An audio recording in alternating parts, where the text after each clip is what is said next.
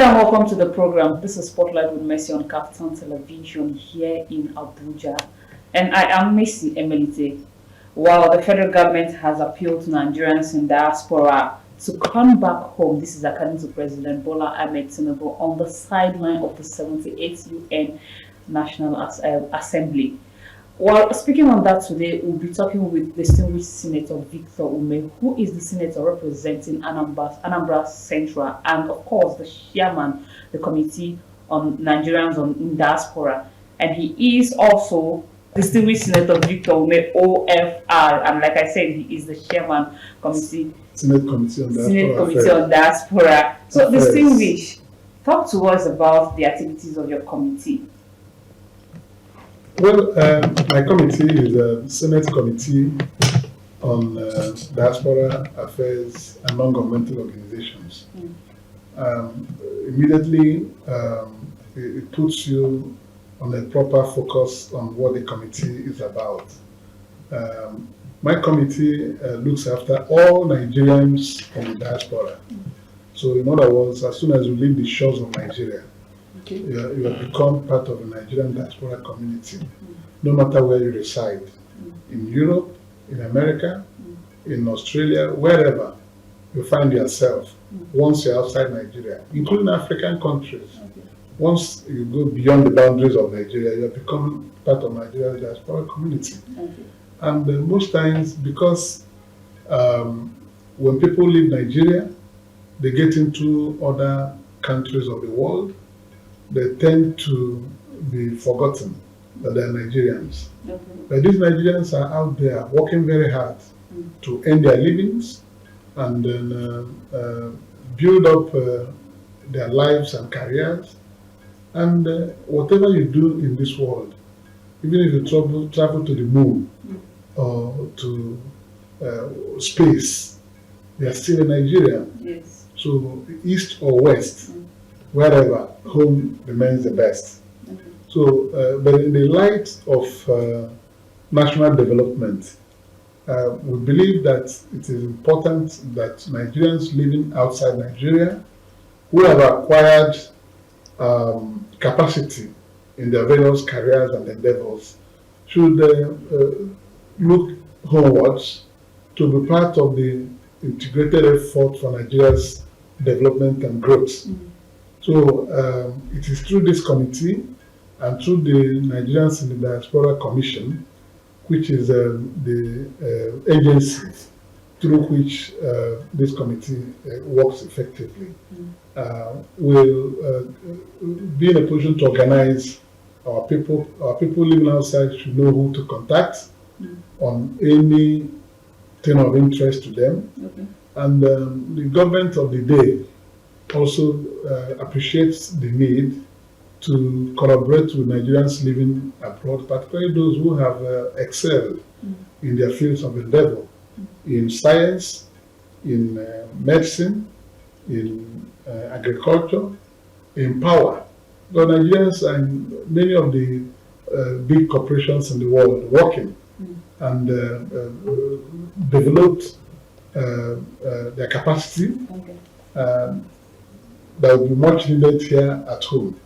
And our mission is not to bring every Nigerian home. You can stay where you are working, but have a collaborative relationship with the government in Nigeria and the people of Nigeria at home. So that together, wherever you live, particularly now that the world has become a global village, where distance is no longer a barrier in relating with each other, whether you live in America, Canada, Europe, South America, Australia, you can be in constant relationship with Nigerians at home. So we want to deepen the relationship between Nigerians at home and Nigerians in diaspora, through exchange of ideas and skills. It's applaudable to know that Nigerians in diasporans are doing very well, exceedingly well. But now the question is, what happens to home? Because according to research, over 3.6 million Nigerians migrated out of the country in search of a greener pasture. And according to findings, about 63 percent of Nigerian youth are willing to migrate out of the country if given the opportunity. Is this not worrisome? Well, of course, it's worrisome and is indicative of the hostile environment, the hardship, the economic situation in the country. People are trying to run away, what they call JAPA, the JAPA syndrome, But I believe people can still stay behind, become resourceful enough, weather the storm, and survive. That is why all hands on deck to make Nigeria a nation that will be on an upward swing in terms of making life bearable for the citizens. All those things that lead to young people moving out of the country should be addressed by government, and government is making conscious efforts towards creating that enabling environment for people to aspire to become anything. Leaving the country is surrendering. When you are no longer in a position to absorb the distress in the system, you want to escape. But somebody has to stay behind to fix those challenges that Nigeria has. So I know that the number is worrisome, but we also, from this our desk, diaspora desk, we know that most of these young people that leave the country get stranded in the places they go to because they do what is called unplanned migration. But I don't think is the pressure mounted on the people due to the economic situation we found ourselves. I've said it already. I said that is indicative of the harsh and hostile environment occasioned by the economic indices at play. But I know that countries that go through severe difficulties still, through conscious efforts, rebound. But you have to stay behind to help in contributing to the rebound of the nation back to the process of growth.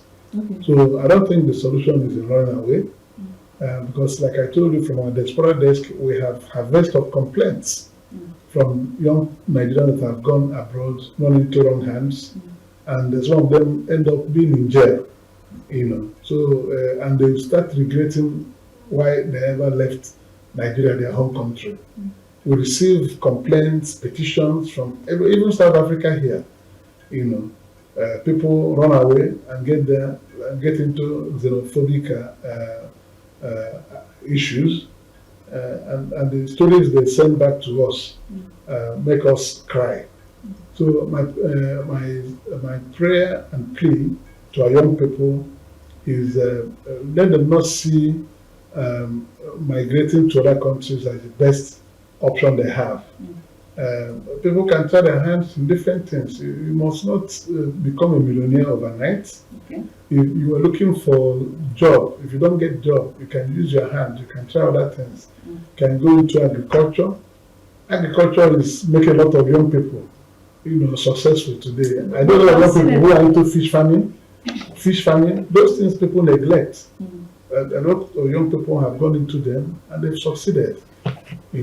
But talking about agriculture, we know that we suffer food insecurity today, the cost of living, because a lot of farmers are not able to return back to their farms due to insecurity. So I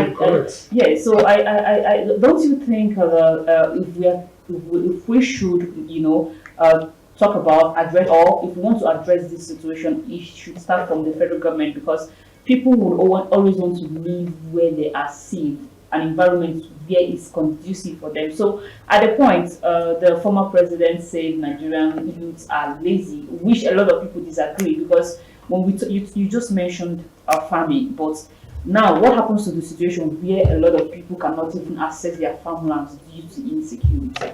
The other things the youth can do, not only farming. I just use agriculture as an example. This is the age of technology, where you can even stay in Nigeria, develop an app and become a millionaire in dollars. The important thing is for somebody to focus on his or her areas of competence. You can do that. Some people can stay in Nigeria, even be working for establishments overseas, like Amazon. They can employ you. You're in Nigeria, and they are working for them on the platform. Doing things, even customer service, customer care from Nigeria. And those things that you're trying to mention will require steady electricity, which and Nigerians can't even boast of.